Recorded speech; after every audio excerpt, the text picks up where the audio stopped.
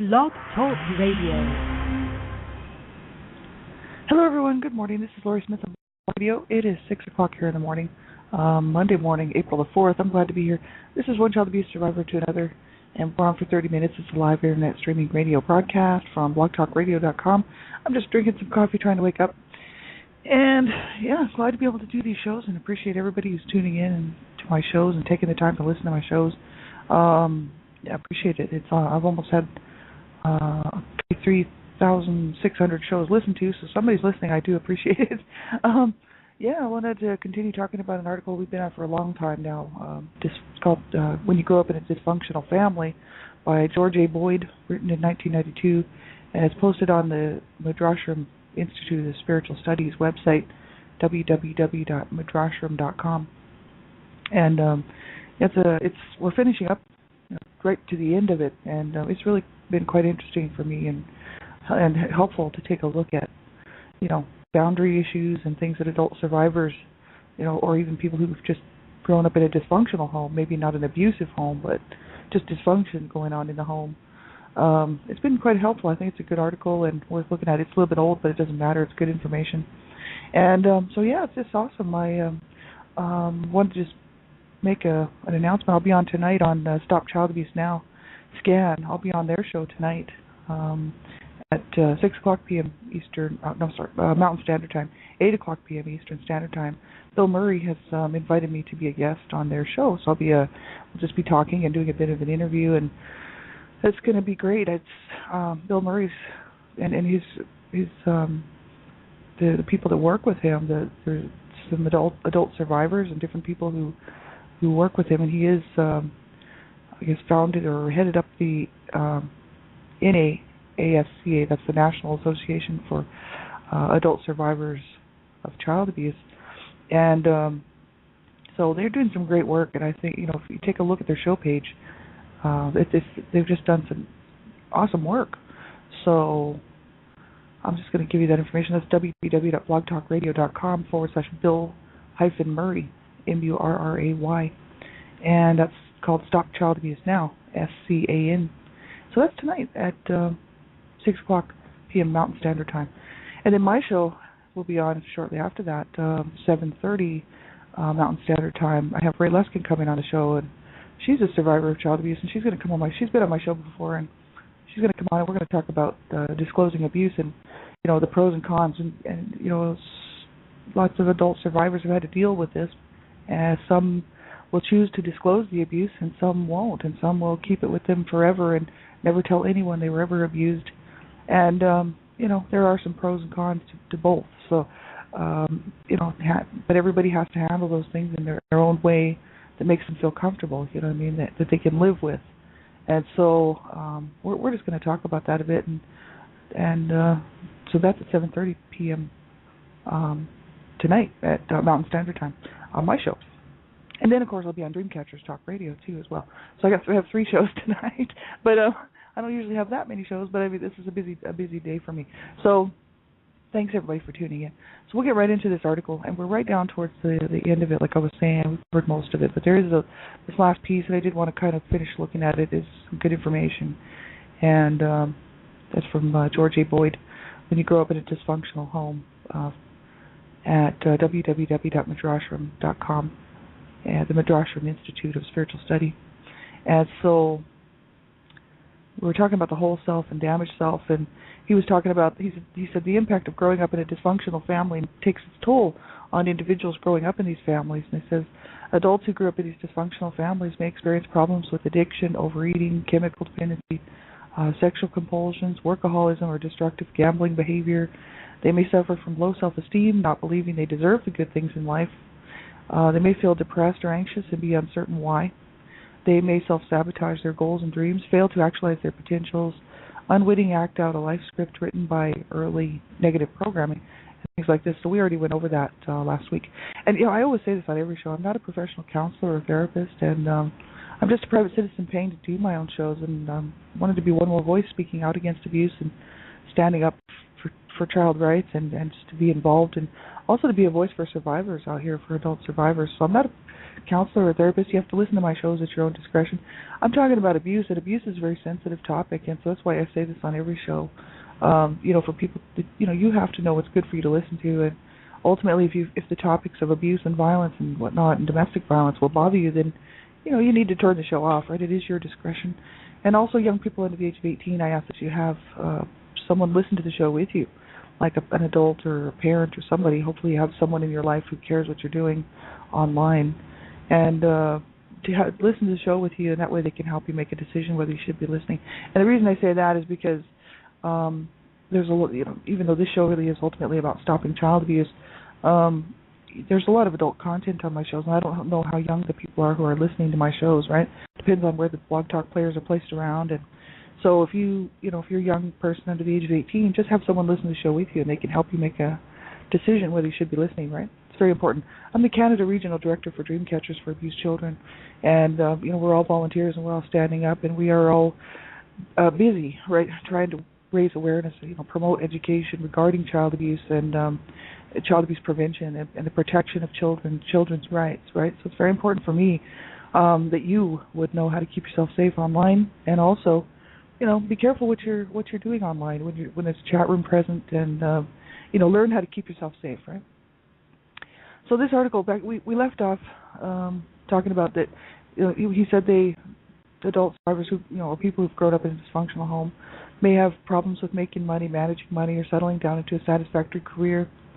They may have difficulties with intimacy, forming close relationships, and dread letting go of a relationship, even when it is destructive. They report sexual dysfunction, sexual obsession, or lack of sexual desire. And so,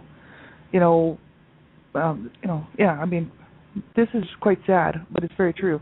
A lot of people who have been abused in childhood have difficulties forming relationships, trust issues, and really trust is a huge thing, because trust, really anyone has the potential to hurt anyone. And so we're always, all of us, putting ourselves on the line by entering into a relationship. But I think that's why we have to have boundaries, and we have to know, within the context of any relationship, what we're going to allow in our lives and what we're not going to allow. We have to set boundaries, and that's a huge issue for many survivors of child abuse, right? Because those boundaries were broken, or they were just never there in the first place when we were growing up, and sometimes we're just not shown how to do that, or that we even should set boundaries, and that people don't have the right to cross those lines, right? Because there's clear lines that have to be drawn. People, growing up in an abusive home, those lines are always being broken. People coming into your personal space, people, especially when it doesn't matter whether it's physical abuse or verbal, emotional, psychological abuse or child sexual abuse or neglect. It's an assault on another person, right? So when, domestic violence and whatnot, and those boundaries just don't quite often exist within those types of homes. And so it's hard later on as an adult to even know that you should set boundaries and should have some really, concrete boundaries in your life of what you're going to allow and what you're not going to allow, as far as how you will let someone treat you in a relationship. And that's why so many adult survivors go on to have more abuse in their life, with domestic violence and whatnot, because they go from one set of abuse to another. It's like what happened to my mother. She was abused as a child, and she entered into this marriage with my dad, and my dad was an abusive man. So here she was, abused as a child, and then spent her whole marriage, the rest of her life with this abusive man. And all she ever knew really was abuse. She never had a day of peace in her life, without someone in her life abusing her. And so it's, that's why it's really important for people not to do that. I saw that in my own family and witnessed that. All the older siblings told her to get out. People would tell her, you should just get out of the marriage. You were already abused as a child. Because we knew, the kids knew, because she told us that she was abused as a child. And plus, my grandmother killed one of her own sons, my uncle, when he was a 17-year-old, because she beat him up and made him sleep in she horsewhipped him and made him sleep in a barn in the cold, and he got pneumonia and he died. And so she was responsible for his death, really. And she never did any time or anything. My grandma, that was 1930s, nobody cared really what was going on. You could, especially in the back hills, the backwoods in Nova Scotia. I mean, you could kind of get away with whatever you wanted to back then. And so my grandmother actually abused a whole bunch of orphans too that came to work on the farm, and they all took off and went on just running down. They just left and went down the street. They went down the road. Look, they said they'd take their chances on the road, rather than stay with my grandmother. So my mother's mother was horrible woman. And so here my mom grew up like that, and then married this man who just treated her. He just had no regard for her life. Period. He didn't care about her. Period. So I don't know why he wanted to even marry her or stay married to her, and then pop out 10 children, which only 3 of them didn't survive, but 7 survived out of the 10. And and then to abuse his own children. I mean, it's just ridiculous that people. My dad was abused as well, so we have to set boundaries, right? As adult survivors of child abuse, we cannot let other people abuse us, whether it's a friend or I don't care who it is, a boyfriend, girlfriend, partner, a husband, a wife, even friends. I mean, we have the right to say no. I don't have to tolerate any more abuse. We have the right to expect that people would treat us with respect, and that people would treat us with dignity, and that people would, if they did do something that hurt us, that we could talk to them about it, and that they would say, that they would try very hard not to do it again. They would apologize, right? And there's no sense in in being abused and then as a child, and then allowing people as an adult to take advantage and to abuse you as an adult. And I find that so disturbing, and that's because I grew up in that. I know what that's all about, watching that with my mother. So in my own relationships as an adult, I've been really, I don't know what you want to call it, but I've been sort of, I guess what it is, because I said no one else. I'm not allowing anyone to abuse me. I don't care who it is, so I'm kind of a little bit overboard on it, because, the minute somebody steps out of line, I'm like, hey, you stepped out of line. I want an apology, and, sometimes you get an apology, sometimes you don't. And I usually push those people right out of my life, right? So I have a hard time keeping friends because I push people away because I don't like their behavior and they're gone. I don't even give them a second chance. But that's my own personal protection measures. And, I think it's like, I'm maybe a bit overboard on that end. But I'm so determined. That's my whole goal is like, no, if you can't be decent to me, you can't treat me properly, I'm treating you properly. And you can't be a decent person to me, you are not in my life. You know what I mean? And that's all there is to it. And I don't fool around in that area, you know what I mean? I don't even make exceptions. Right? I just don't. If people, I will treat people with respect, and that's the way it is. And so I want that same respect back to me. And if people can't do it, they are just not welcome in my life. And so I'm very particular about who I let into my life. I'm very particular about who I allow even to hang around with me. I mean, I've cut my whole entire family off because they are so dysfunctional. Excuse me, my voice is just terrible this morning. They're just so dysfunctional still, that they're so toxic, right, that I cannot allow them to even hang around with me. I just got tired of it. Last year was the last year.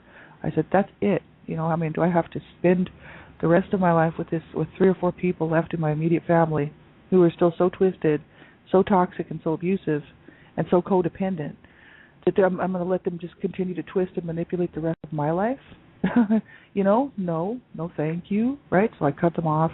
People don't like to hear that, but you know what? I don't care, because you'd have to have lived through and experienced what I did with them in this house of hell my whole life as I was growing up. And then as an adult survivor, and as part of this family that's left, the people, they still want me to play those old roles, right?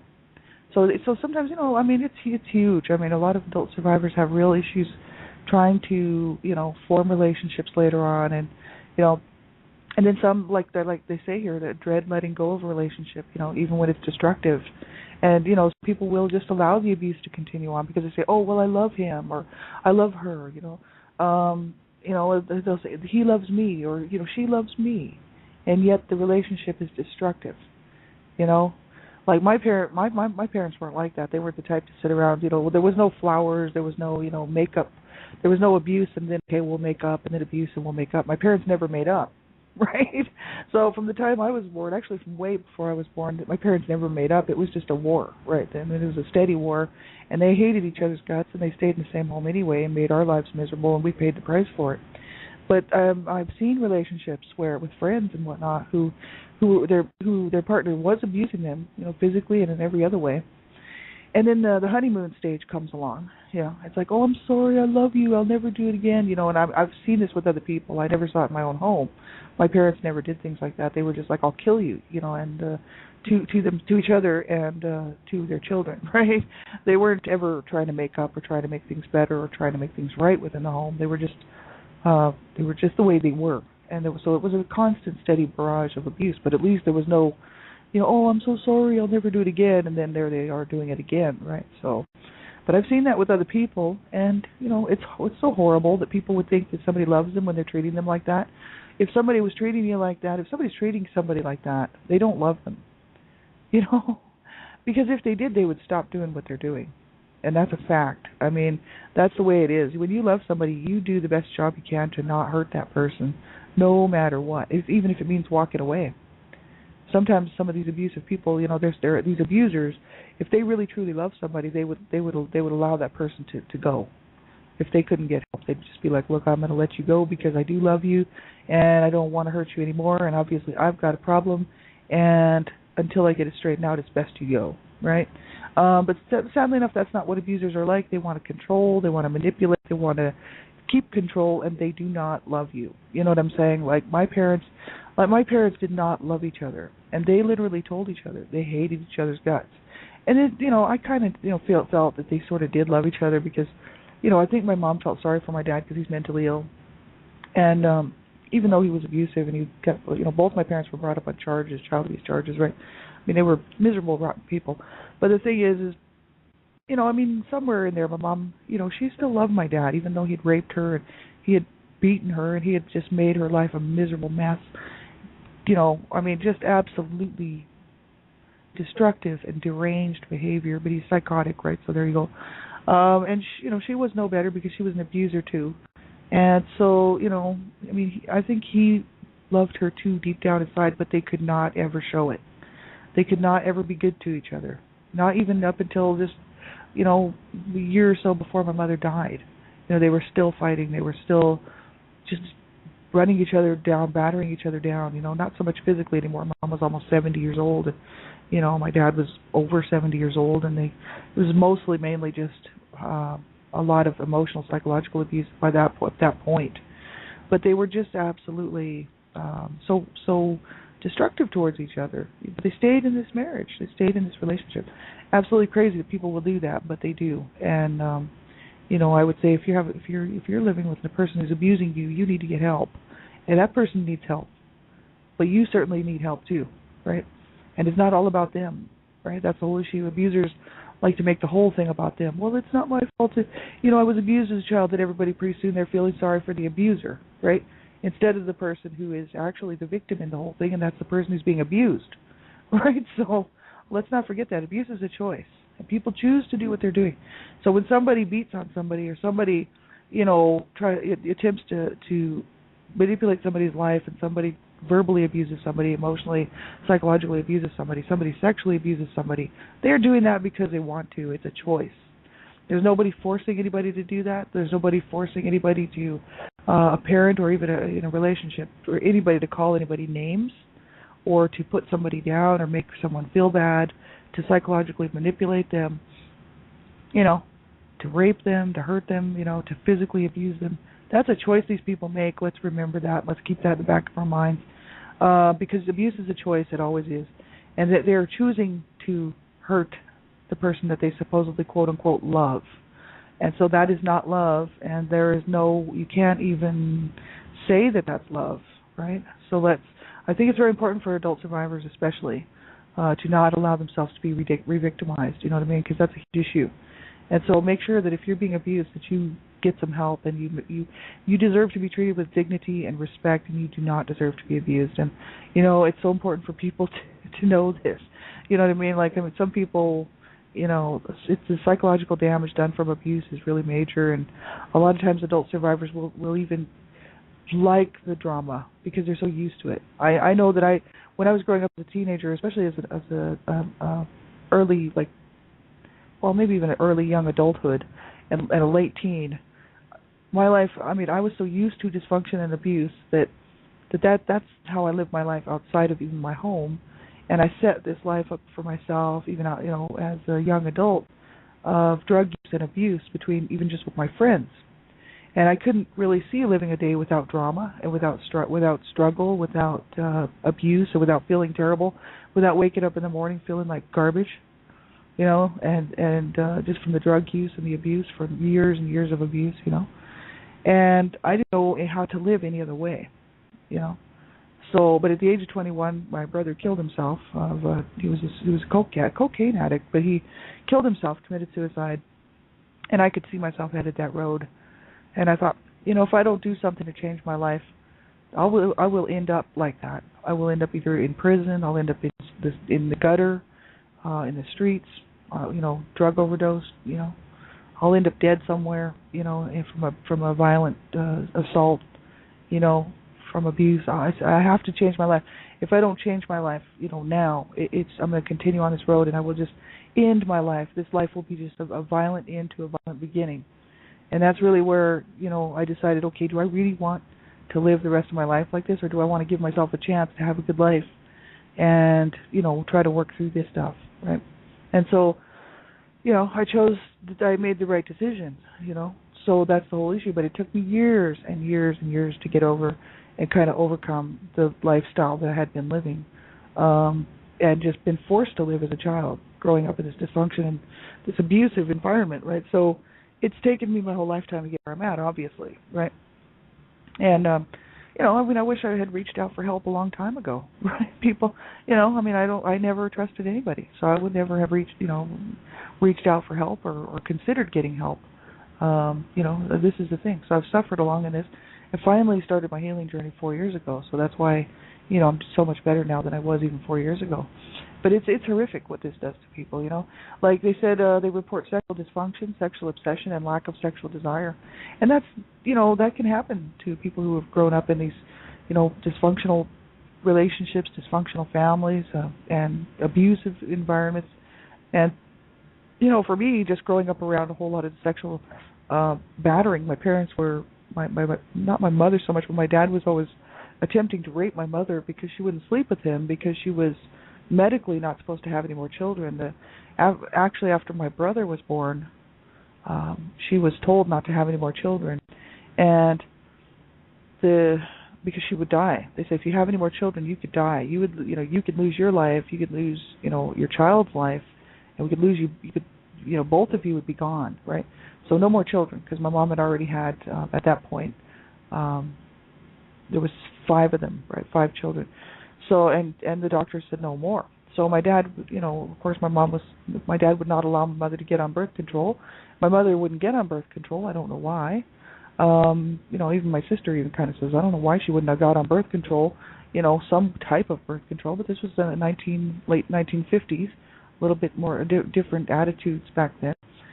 And so, she just refused to sleep with him. So he would just force himself on her, which is marital rape. I hope everybody knows this. This is rape within the home, right? It doesn't matter whether it's the husband or somebody else perpetrating it. It's rape. When somebody says no and they're trying to fight off the person, it's rape, right? So he had just, repeatedly been raping her, and it's ridiculous. So she popped out, 1, 2, 3, 4 more kids, right? Which, actually 5, and 3 didn't make it. So she popped out 5 more children, and 3 didn't make it, and the 2 of us survived. So my sister was born, and then 5 years later I was born because my dad was still raping my mother. I mean, my God, and he was continually attempting to, even as I got older, and actually did rape her in front of me one night. So I mean, this really quite hard to grow up in a home where you're seeing a lot of sexual dysfunction and people are battering each other. People are calling people whores and sluts, and my mother, of course, was calling me a whore and a slut when I was like 10 years old. And they were abusive, horrific people. And I was sexually abused by a sibling when I was 8 years old, by my brother. And so, and then his friends were hanging around, and there was a little bit of sort of sexual molestation, unwanted sexual touching going on as well. So After that, around the age of 10. So you want to talk about sexual dysfunction, right? I mean, it's absolutely horrific what that kind of stuff does to people within a home like that, especially young children. And I had no idea what a healthy relationship between adults was anyway, you know what I mean? Because I didn't see any of that with my parents. There was no hugging, there was no, I see it in movies, I see it on TV, parents sitting together on the couch, holding hands, watching movies with kids. That was just something that never happened in my home. We never sat in the same room together because the minute anybody came in the same room together, there'd be a fight, there'd be some sort of abuse going on, right? My parents never even sat in the same room, except for my mom would feed my dad at the end of the table. So she did, we would eat at the table, but none of the kids would eat at the table with him because he was abusive, and he was all of us were little, he was abusing all of us, you know what I mean? So he's an abusive man, right? So my mother would feed him at the end of the table, and then when I got a little bit older, I'd sit at the table with them sometimes, especially for breakfast, but that would be it. The rest of the day, we all ate separately no matter what, whether it was dinner or weekends or, whatever, afternoons. And there was nobody eating together really very much in my home. And, so I didn't see any normal behavior, right, at all. So it was really hard for me I had to really look around at some good examples, of people around me in my life that I thought, well, these people are decent, you know what I mean? I took a look at their lifestyle, and I thought, well, they look pretty happy, and look at the way they treat each other. It was totally different than the way my parents were treating each other. So I kind of tried to pick up a lot of good stuff from other people, and incorporate that into my life. But, pretty harsh. Lack of sexual desire. I mean, when you're sexually abused, you can go either way, right? I mean, some people who are sexually abused are very promiscuous, and some people who are sexually abused just shut down sexually. And I know for myself, I just shut down, especially witnessing the violence and the battering between my parents and the sexual, abuse between my parents, and then being sexually abused myself violently by a sibling because, when you don't cooperate, it can become violent. So it was a very violent sexual assault. And, talk about shutting down and a lack of sexual desire, I mean, incredibly harsh on a child, growing up in that situation. And, of course, you want that intimacy, especially when you get older and you start to realize, I'm a woman, hello, I'm a woman. I want to experience these things. I want to know what it's like to be in an awesome relationship and this awesome. Of course, most people would desire that, right? It's that whole idea of being so close to someone that they almost are a mirrored image of you, you know what I mean? And of course I longed for that. I longed for it to have fun and, and just to be myself. But I didn't even know how to do that, because I couldn't allow myself to experience these things. And so, I couldn't enter into any relationship, and I didn't until I was quite a bit older. It's pretty harsh, I only had a couple of relationships in my lifetime, and that's just because I don't trust anybody, you know what I mean? And don't even trust myself with my own feelings and my own sexuality, right? So, it's incredibly damaging what this stuff does to people. So I would say, make sure you get some help. I think I'm doing pretty good now, you know what I mean? I'm quite a bit older now and have had a lot of time to think things through and deal with things. And I'm in a relationship right now that is just so awesome, Like my sweetheart is terminally ill, but he's a really good man and he treats me really well. And, he's been terminally ill for 10 years now. He's still sticking around, right? And the doctors gave him 2 years to live, right? So 2 to 5, and that was max, right? They said 2 to 5 years, that's it. And it's 10 years later, he's still here. And so it's been very helpful to be with someone who has really proven himself that he loves me and that he did love me and he always has loved me since he met me, and our relationship is just awesome. And so that's the issue, he's really helped me to realize, and allowed me to be this woman that I wanted to be in this intimate relationship. So, it's great that's why I say if you're an adult survivor of child abuse, do not allow yourself to be abused for the rest of your life. You know what I mean? It's like we deserve to be treated with dignity and respect, and if you don't know what dignity and respect is, then you got to find out what it is and then search it out, because we all deserve to be treated well and be treated good. We should be treating other people good too. It doesn't work one way and then not the other way. We have to be responsible for our own behaviors as well, right?